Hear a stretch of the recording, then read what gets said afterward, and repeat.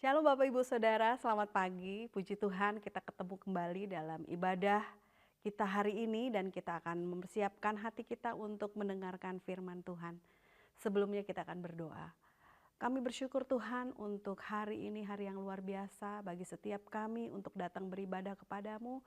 Dan tiba saatnya kami akan bersama-sama belajar firman-Mu, kami membuka mata hati pikiran kami mau fokus sehingga apapun yang sebentar kami baca, kami renungkan itu dapat menjadi rema, menjadi tuntun dan kekuatan yang baru bagi setiap kami untuk melakukan segala kegiatan kami selama kami ada di dunia ini. Terima kasih Tuhan, terima kasih Bapa, terpuji nama-Mu. Di dalam nama Tuhan Yesus kami siap mendengarkan firman-Mu. Haleluya. Amin. Puji Tuhan kita masih ada di bulan Maret dan kita masih akan membahas tentang applying the gift. Applying the gift. Mengaplikasikan, menerapkan karunia yang sudah Tuhan berikan bagi kita. Kita sudah banyak membahas tentang berbagai macam karunia yang sudah ada, yang sudah Tuhan percayakan bagi kita. Tetapi pada pagi hari ini kita akan membahas ada masalah, ternyata ada dosa yang terjadi apabila kita tidak mengaktifkan karunia yang sudah Tuhan percayakan bagi kita. Tapi sebelumnya kita akan membaca firman Tuhan terlebih dahulu, yaitu di 1 Timotius 4 ayat 14. Kita baca bersama. Jangan lalai dalam menggunakan karunia yang ada padamu, yang telah diberikan kepadamu oleh nubuat dan dengan penumpangan tangan sidang penatua. Haleluya. Kita akan concern, kita akan banyak lebih dalam lagi membahas tentang firman Tuhan di ayat 1a. Kita baca di sini yaitu jangan lalai dalam menggunakan karunia yang ada padamu.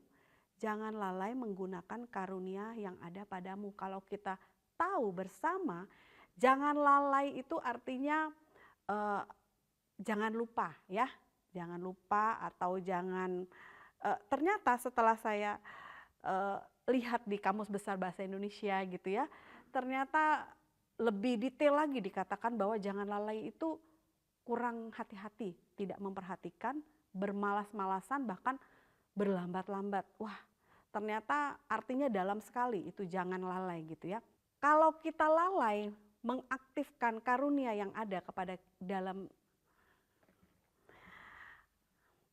seperti di awal tadi saya sampaikan bahwa apabila kita lalai mengaktifkan karunia yang ada pada kita, itu adalah sebuah dosa, ternyata sebuah dosa. Kenapa seperti itu? Ya, kita akan membahas ke depan, ada 3 poin yang saya akan sampaikan bahwa ada dosa yang akan terjadi kalau kita tidak mengaktifkan karunia yang ada dalam diri kita. Yang pertama adalah karunia kita tidak aktif. Tentu saja kita baca di 1 Korintus 12 ayat 7. Tetapi kepada tiap-tiap orang dikaruniakan penyataan roh untuk kepentingan bersama. Sebab kepada yang seorang roh memberikan karunia untuk berkata-kata dengan hikmat, dan kepada yang lain roh yang sama memberikan karunia berkata-kata dengan pengetahuan. Ya, jadi roh di situ huruf besar, berarti Roh Kudus. Tuhan memberikan karunia yang berbeda-beda ya kepada setiap orang untuk kepentingan bersama. Jadi karunia yang kita dapat dari Tuhan itu tidak kita pergunakan untuk diri kita sendiri, tetapi kita pergunakan untuk memuliakan nama Tuhan, untuk kepentingan bersama gitu ya. Jadi sudah pasti untuk kepentingan bersama itu berarti mengeluarkan hal-hal yang positif dari dalam diri kita, karunia yang baik, yaitu tadi seperti dikatakan karunia untuk berkata-kata dengan hikmat gitu ya. Dan kepada yang lain roh yang sama memberikan karunia berkata-kata dengan pengetahuan, dengan hikmat dan pengetahuan. Jadi setiap kita diberi kesadaran bahwa kita bergerak tidak untuk mengaktifkan karunia kita sendiri, tetapi karunia itu kita pakai untuk membangun seorang kepada yang lain dan seorang kepada yang lain. Setiap orang bergerak untuk bersama-sama mengembangkan, mengaktifkan karunia yang ada. Puji Tuhan. Dan saya percaya Bapak Ibu, kalau setiap kita sadar, bagaimana kita sadar untuk kita tahu bahwa kita punya karunia yang luar biasa, yaitu dengan kita dekat dengan Tuhan. Dengan setiap hari kita bergaul erat dengan Tuhan, sehingga kita diberi tuntunan untuk mengaktifkan karunia yang ada kepada setiap kita. Sehingga kita tidak hanya melihat, wah hanya satu orang yang bergerak, wah dia luar biasa ya, dia karunianya bisa menasehati, dia kalau berdoa, wah orang itu bisa kembali sukacita, kembali disembuhkan gitu ya. Tidak hanya satu orang, tetapi bagaimana dengan diri kita gitu ya. Bagaimana dengan, mari kita cek diri kita masing-masing kembali, kita introspeksi. Bagaimana dengan karunia yang sudah Tuhan berikan bagi setiap kita. Kita tanya kembali kepada Tuhan, oh iya Tuhan, kalau orang itu punya karunia yang berbeda dengan saya, berarti orang itu punya karunia, berarti saya juga punya karunia gitu kan. Seperti firman Tuhan tadi di 1 Timotius 4 ayat 14 katakan, bahwa berarti setiap kita punya karunia gitu ya. Tapi bagaimana sekarang kita, kalau kita tidak mengaktifkan, karunia itu tidak akan terlihat, tidak akan kelihatan. Tetapi hanya satu orang gitu ya, kita hanya melihat si A terus gitu ya. Karena si A itu yang aktif, mau mengaktifkan karunia yang Tuhan berikan kepada dirinya. Nah, saya mau mengajak Bapak Ibu Saudara pada pagi hari ini, mari kita introspeksi diri kita masing-masing. Sudahkah kita mau mengaktifkan karunia yang Tuhan percayakan? Karena kalau kita tidak mengaktifkan karunia yang sudah Tuhan percayakan, karunia itu tidak akan terlihat, tidak akan berkembang gitu ya. Seperti kita dengar di firman Tuhan, kita sering mendengar, kita sering membaca tentang 1 talenta, 2 talenta, 3 talenta. Apa yang terjadi dengan mereka gitu ya. Dan saya percaya pagi hari ini kita kembali diingatkan lewat firman Tuhan untuk kembali kita mengaktifkan karunia yang ada dalam hidup kita, sehingga kita tidak hanya melihat orang lain yang dapat mengembangkan karunia, tetapi kita pun dapat mengembangkan karunia kita masing-masing.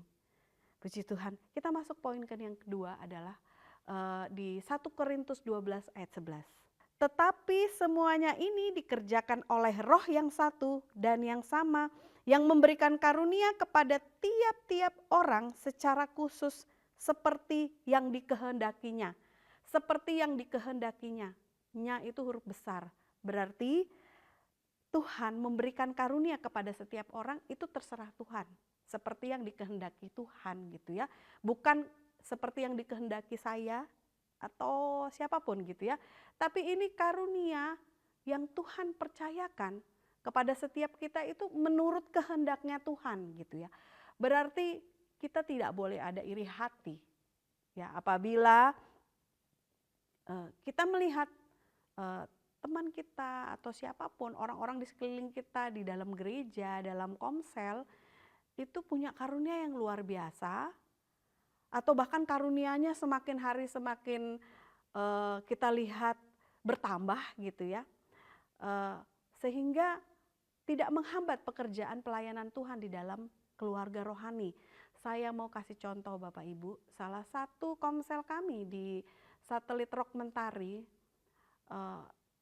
ada salah satu anggotanya yang adalah seorang gembala komsel, dan gembala komsel ini awalnya waktu kami percayakan untuk menggembalakan komsel, dia sangat tidak percaya diri.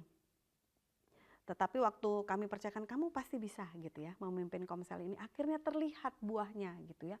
Waktu dia memimpin komsel ini, hampir semua anggota komselnya melayani Tuhan dan ada dalam tim RPC gitu ya. Dan kebetulan gembala komsel ini adalah tim RPC juga, yang awalnya hanya seorang, dia bilang saya hanya bisa menyanyi gitu ya.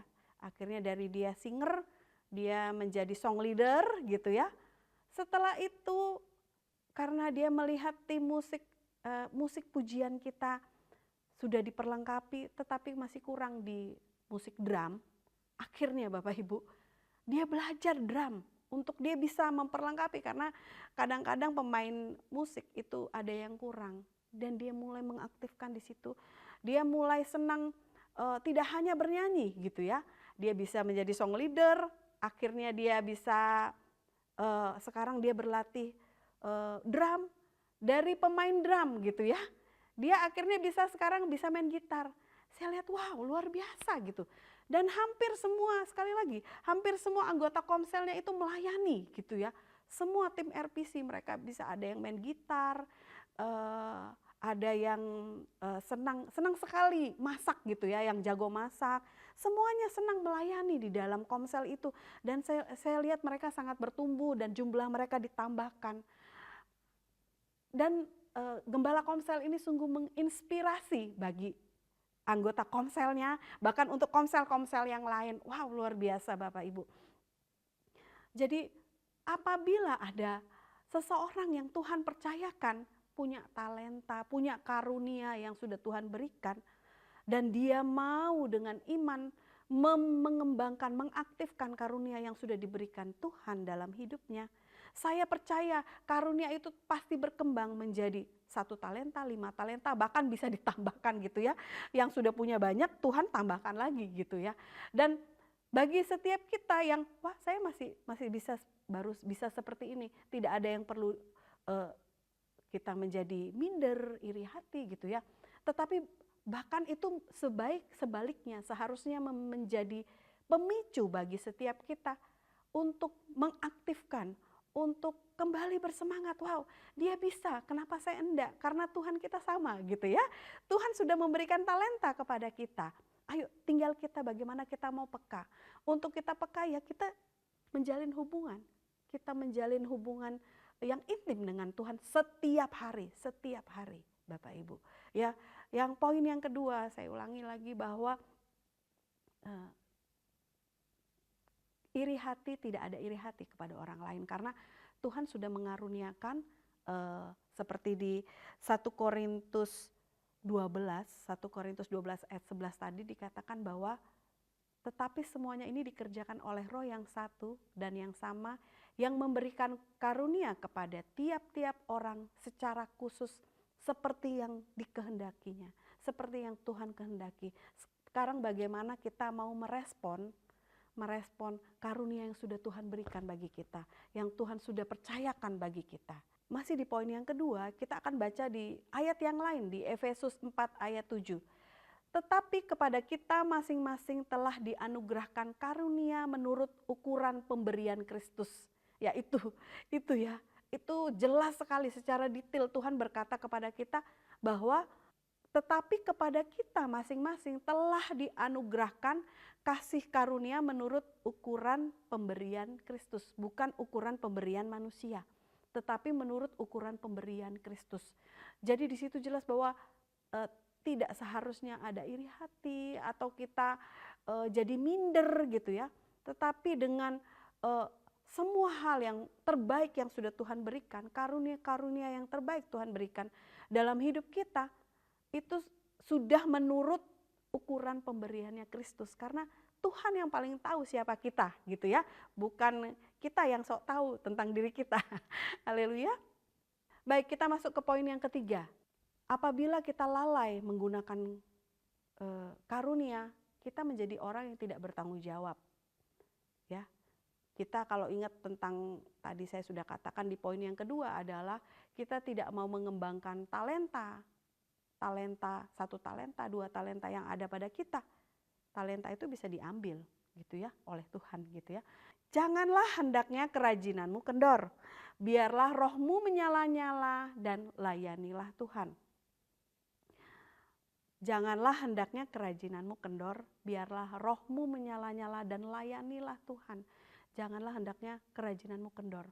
Itu seperti Tuhan bilang sama kita bahwa kita harus bertanggung jawab dengan apa yang sudah Tuhan berikan bagi kita gitu ya. Jadi kita tidak sekedar senang menerima, tapi kita tidak berbuat apa-apa gitu ya. Bahkan firman Tuhan bilang gini, janganlah hendaknya kerajinanmu kendor, biarlah rohmu menyala-nyala dan layanilah Tuhan.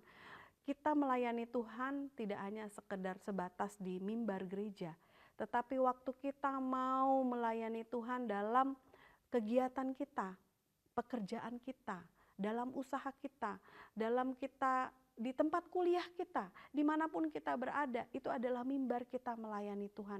Mari kita kembangkan. Waktu kita melihat seseorang sedang bersusah hati, atau teman komsel kita sedang mengalami kesusahan hati, jangan didiamkan Bapak Ibu. Tetapi mari ajak dia untuk Mungkin dalam hatimu Tuhan berbicara untuk berdoa bagi dia, atau menasehati dia, dia sedang minta jalan keluar, kita beri nasihat sesuai dengan firman Tuhan. Nah, itu adalah salah satu mengembangkan karunia yang Tuhan percayakan kepada kita dari hal-hal yang kecil, ya. Kita buka di ayat yang lain di 1 Petrus 4 ayat 10. Layanilah seorang akan yang lain sesuai dengan karunia yang telah diperoleh tiap-tiap orang sebagai pengurus yang baik dari kasih karunia. Kita ulang kembali. Layanilah seorang akan yang lain sesuai dengan karunia yang telah diperoleh tiap-tiap orang sebagai pengurus yang baik bagi kasih karunia Allah. Wow, berarti kita ini adalah pengurus kasih karunia-Nya Tuhan, gitu ya. Kalau kita sadar ada kasih karunia di dalam hidup kita untuk kita pakai bagi kemuliaan nama Tuhan, kita urus gitu ya. Kita sebagai pengurus-pengurus kasih karunia. Luar biasa gitu Bapak Ibu. Jadi setelah kita dipercayakan, kita mengaplikasikan karunia yang ada dalam hidup kita, dan kita mau urus itu karunia-karunia yang sudah Tuhan percayakan dalam hidup kita sesuai dengan karunia-karunia yang ada. Dan saya percaya waktu kita setia dalam hal-hal kecil, Tuhan pasti menambahkan hal-hal yang besar dalam hidup kita. Dan waktu setiap kita diberikan kesadaran, Bapak Ibu, diberikan kesadaran untuk mengetahui karunia yang sudah Tuhan percayakan dalam hidup kita, maka saya percaya salah satu tanda gereja yang sehat adalah setiap orang, setiap kita yang ada di dalam gereja ini, kita menjadi bagian untuk mengalami pertumbuhan dalam gereja, dalam pertumbuhan gereja yang sehat gitu ya. Salah satu tandanya adalah setiap jemaat, gereja yang sehat adalah salah satu tandanya adalah setiap jemaat sadar, setiap kita sadar bahwa kita punya karunia yang harus kita pakai, tidak kita diamkan gitu ya. Dan waktu kita pakai karunia itu, kita pakai bukan untuk kepentingan diri kita sendiri, tetapi untuk kepentingan kita bersama. Dan kita mulainya, tentu saja mulainya di dalam keluarga rohani, yaitu komsel kita masing-masing, kakak-kakak kita masing-masing. Dan di situ kita akan berproses untuk saling mengembangkan, mengingatkan karunia yang ada dalam setiap komsel kita. Jadi apabila kita sadar akan karunia yang sudah Tuhan berikan, maka gereja kita sebut gereja yang mengalami pertumbuhan rohani yang dinamis bergerak karena setiap kita sudah mengaktifkan karunia yang ada. Kembali lagi saya mengingatkan untuk 3 hal yang menjadi dosa apabila kita tidak mengembangkan karunia yang sudah Tuhan berikan. Apabila kita lalai mengaktifkan karunia yang ada, ya. Yang pertama karunia kita menjadi tidak aktif, gitu ya. Lalu yang kedua bisa timbul iri hati ataupun minder.